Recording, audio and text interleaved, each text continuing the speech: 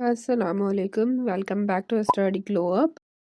अगर आपने मेरे प्रीवियस लेक्चर्स फॉलो किए हैं तो आपने already cell structure, cell division and respiration cover कर लिया है।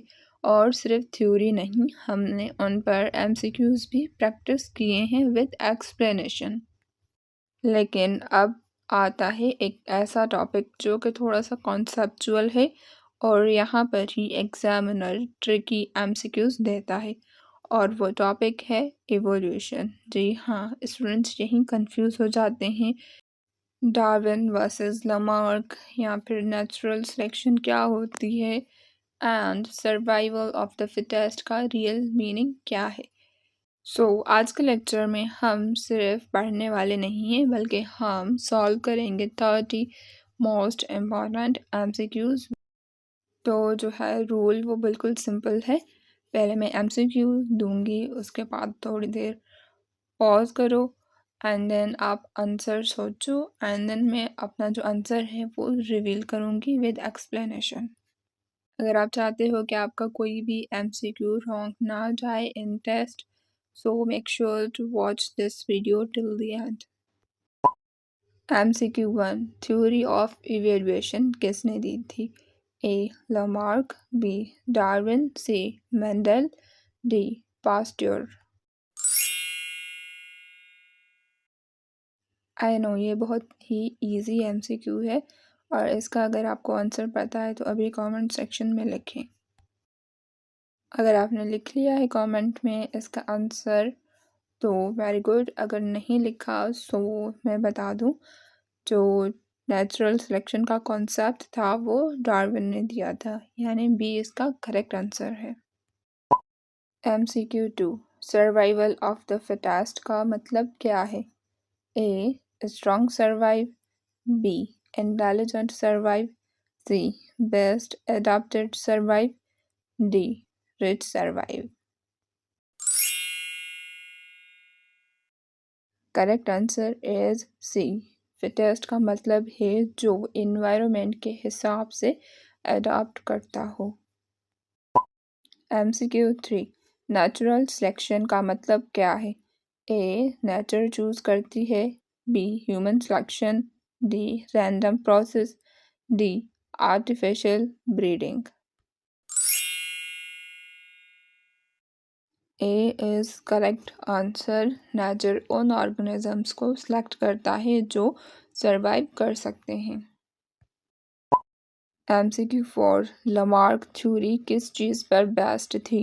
ए natural selection, B use and disease, C mutation, D DNA। Correct answer is B.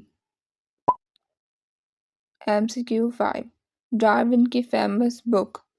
A origin of life, B origin of species, C evolution theory, D biology book.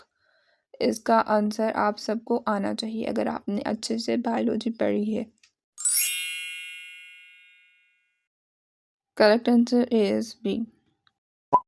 MCQ 6, evolution का मतलब है A growth, B change over time, C death, D reproduction. Correct answer is B. MCQ 7, variation का role क्या है? A no role, B evaluation का base है, C only growth, D death cause. B is correct answer. MCQ 8, adaptation क्या होता है? A body size, B useful change, C harmful change, D no change. Correct answer is useful change. Artificial selection का example. A dog breeding, B natural survival, C evolution, D mutation. Correct answer is A. 10, fossils क्या होते हैं? A. Living animals. B. Dead remains. C. Plants. D. Cells. Fossils dead जो animals होते हैं उनके remains होते हैं। So B is correct answer. MCQ 11 evolution का एविडेंस क्या है? A fossils, B DNA, C homologous structures, D all. इसका आंसर है ऑल, यानी फॉसिल्स, DNA, होमोलोगस स्ट्रक्चर्स, ये जो सारी चीज़ें हैं वो एविडेंस हैं एवोल्यूशन का। MCQ 12 होमोलोगस स्ट्रक्चर्स का मतलब क्या है? A same function, B same origin, C different origin, D no relation.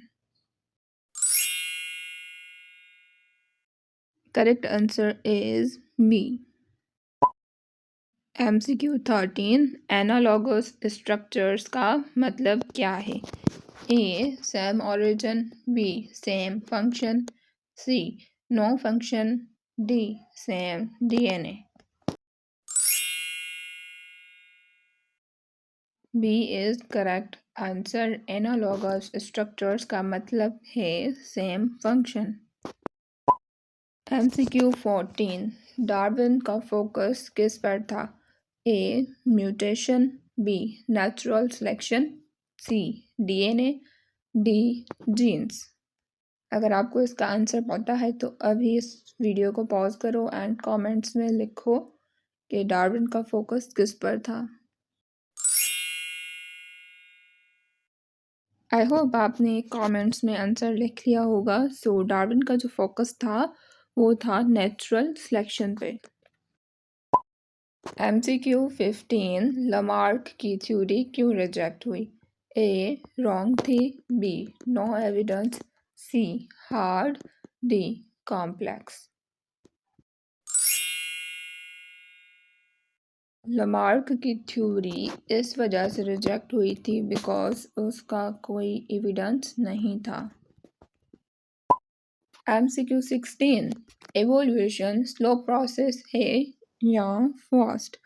A slow, B fast, C instant, D none. Correct answer is evolution की जो प्रोसेस होता है वो होता है स्लो। MCQ 17 म्यूटेशन क्या होता है? A normal change, B sudden change in DNA, C growth, D death. Mutation का मतलब होता है सडन चेंज इन DNA। अगर आपको पता है कि DNA में सडन चेंज क्यों आता है तो अभी मुझे कमेंट्स में बताएं। MCQ 18 एवेल्यूएशन का यूनिट क्या है? A individual, B population, C cell, D tissues. Correct answer is B. MCQ 19 natural selection का रिजल्ट क्या होता है? A weak survive, B strong die, C adapted survive, D all die. Correct answer is C. Finally, here is our last 20 MCQ जो कि है Darwin ने study कहाँ की? अगर आपको पता है कि डार्विन ने स्टडी कहाँ की थी सो अभी कमेंट सेक्शन में बताएं। लेट्स सी किस किस को करेक्ट आंसर पता है। अगर आप इस लेक्चर को यहाँ तक देख रहे हो इट मीन्स आप अपनी स्टडीज़ के साथ बहुत सीरियस हो एंड इंशाल्लाह आप टेस्ट में अच्छा स्कोर करोगे एंड पास हो जाओगे। एंड अगर आपने ये 20 MCQs प्रॉपरली समझ लिए हैं तो ऑनेस्टली एवेल्युएशन आपका स्ट्रॉन्ग हो चुका है। अब आपके लिए चैलेंज है कि कमेंट्स में बताएं डार्विन और लमार्क में क्या डिफरेंस है एंड सेकंड नेचुरल सिलेक्शन की रियल मीनिंग क्या है। एंड अगर आप चाहते हो कि आपके फ्रेंड्स भी जूनियर साइंस टीचर का टेस्ट क्लियर करें तो इस वीडियो को भी उनके साथ ज़रूर शेयर करें। लाइक करो अगर आपके 15 से ज़्यादा एमसीक्यूज़ करेक्ट थे, बिकॉज़ मैंने आपको कहा था, रूल बताया था स्टार्टिंग में कि पहले मैं एमसीक्यू बताऊँगी, देन मैं थोड़ा-सा पॉज़ करूँगी। आपको अपना आंसर गेस करना है एंड देन मैं आंसर रिवील करूँगी। सो आपने आई होप अपना स्कोर जो था वो रिकॉर्ड किया होगा। तो आपका कितना स्कोर हुआ वो भी मुझे ज़रूर बताएं एंड सब्सक्राइब करो फॉर डेली एमसीक्यूज़ प्रैक्टिस।